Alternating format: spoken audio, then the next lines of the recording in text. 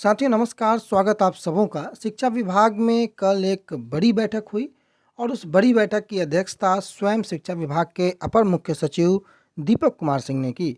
उस बैठक में माध्यमिक शिक्षा निदेशक के साथ साथ प्राथमिक शिक्षा निदेशक रवि प्रकाश भी शामिल हुए। कई मुद्दों पर चर्चाएं हुई, जिसमें सबसे महत्वपूर्ण मुद्दा 7वें चरण के शिक्षकों की बहाली को लेकर के जो शेड्यूल आने वाला है, जो रिक्तियां हैं, जिस प्रकार से बहाली आगे लाई जाए, कैसे, इन सभी मुद्दों पर चर्चाएं हुई। और एक बार पुनः रिक्तियों की गणना हुई और रिक्ति जिन जिलों ने नहीं दी है अभी तक, उनको पुनः अल्टीमेटम देने की बातें कही गई। और जो विज्ञापन है शिक्षक भर्ती का, वो 1 से 2 महीने में लाने की बात शिक्षा विभाग की ओर से एक्सेप्ट किया गया।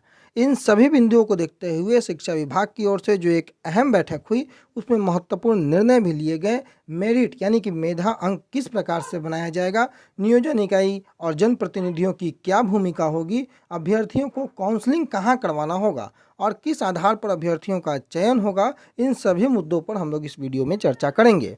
कक्षा 1 से 12 तक कुल 1,75,000 जो शिक्षकों की जो संख्या है, उन पर बहाली होनी है। जिलों ने रिक्तियां देनी शुरू कर दी है, परंतु कई जिलों ने अब तक रिक्तियां नहीं भेजी हैं। उन जिलों को पुनः अल्टीमेटम देने की बातें, और उसमें 1 से 2 महीने का समय, यानी कि अभी आप 15 जुलाई है जब आप इस वीडियो को देख रहे हैं, अभी से 2 महीने का समय यानी कि 15 अगस्त के बाद 15 सितंबर, और वही चर्चा यहाँ भी आपको देखने को आ रही है। राज्य के 80,000 प्रारंभिक से लेकर के उच्च माध्यमिक स्कूलों में 2.25 लाख शिक्षकों की नियुक्ति 7वें चरण के अंतर्गत अगस्त से सितंबर तक जो है वो रिक्ति जाएगी। यानी कि ये रिक्तियां अभी 1 महीने का अंतराल अभी और लग सकता है आपकी रिक्तियों को आगे जाने में। उसके बाद शिक्षक बहाली के मामले में शिक्षा विभाग के उच्च अधिकारियों की मैराथन बैठक हुई।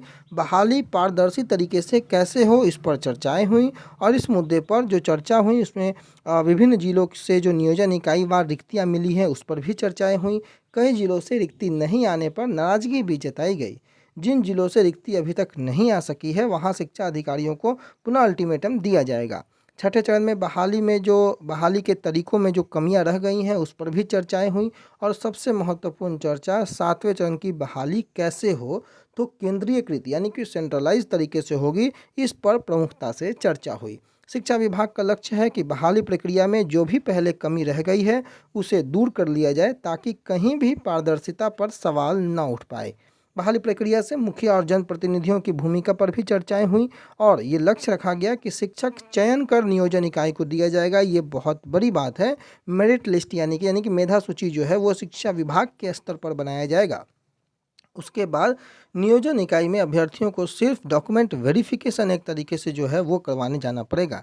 बहाली नियोजन इकाई के ही माध्यम से होनी है, लेकिन चयन जो है वो शिक्षा विभाग करेगा। सेंट्रलाइज होने का सबसे प्रमुख जो फायदा है वो यही है कि चयन शिक्षा विभाग की ओर से होगा, उसके बाद अभ्यर्थी नियोजन इकाई जाएंगे। हालांकि अंतिम रूप से सरकार से बहाली पर सहमति अभी लिया जाना बाकी है, और इन सभी मुद्दों पर कल के बड़ी बैठक में चर्चाएं हुई, जो कि संभावित भी थी। प्रारंभिक स्कूलों में तकरीबन 1 लाख सीटें आ सकती हैं। लगभग 80,000 से 1 लाख का डाटा लगातार आपको देखने को मिल रहा होगा, जबकि हाई स्कूल में भी इतनी ही लगभग रिक्तियां जो हैं वो आने की संभावना है, जो कि हमने पहले भी बताया है कि 70-80 हज़ार रिक्तियां जो हैं हाई स्कूल में भी आ सकती हैं। हालांकि बैठक में अपर मुख्य सचिव ने लगातार निर्देश दिया है। दीपक कुमार सिंह ने लगातार 7वें चरण की विज्ञापन को जारी करने की बातें अभ्यर्थियों से भी कही है, साथ ही अपने अधिकारियों से भी कही है। और इस बैठक में कई महत्वपूर्ण अधिकारी भी मौजूद थे। कल के बैठक के बाद सचिवालय में लगभग आप 2.25 लाख रिक्तियां जो हैं वो आपको देखने को मिलेंगी 7वें चरण के अंतर्गत। और बैठक में जो निर्णय हुए हैं, जो सचिव का बयान था, उन सभी बयानों की जो समीक्षा हुई, और जो पूर्व से जो रिक्तियां जो मांगी गई थी जिन जिलों से, उस पर भी चर्चाएं हुई। अब आगे आप देख सकते हैं कि छठे चरण की बहाली जिस प्रकार से खत्म होगी, कैसे वो खत्म हो, 7वें चरण की बहाली शुरू हो, इस पर विभाग को जो है अपना अंतिम मुहर लगाना है। परंतु बड़ी बात है कि 7वें चरण की नियुक्ति जो है अगस्त से सितंबर तक आने की रिक्तियों की संभावना है, और उसके बाद विज्ञापन स्वतः जारी हो जाएगा। इन सभी मुद्दों पर चर्चाएं हुई हैं। दूसरी ओर विकास भवन में कल आग भी लग गई। एसी में आग लगने से काफ़ी संख्या में दस्तावेज और उपकरण जलने की आशंका है। तो एक शिक्षा विभाग से जुड़ी एक दुर्भाग्यपूर्ण घटना इसे कह सकते हैं। परंतु जो महत्वपूर्ण अभ्यर्थियों के जानकारी, अभ्यर्थियों के हितों से संबंधित जो जानकारियाँ थी, 7वें चरण किस प्रकार से नोटिफिकेशन को लेकर के और चयन की प्रक्रिया को लेकर के, तो ऑनलाइन सेंट्रलाइज और कहीं न कहीं रिक्तियों की जो संख्या है वो ज़्यादा से ज़्यादा हो, इस पर भी अभ्यर्थियों को भी ध्यान देना चाहिए, दबाव बनाना चाहिए। जो भी आगे अपडेट आएंगे आप लोगों तक अपडेट पहुँचाएंगे। तब तक के लिए अपना बहुत ख्याल रखें। धन्यवाद।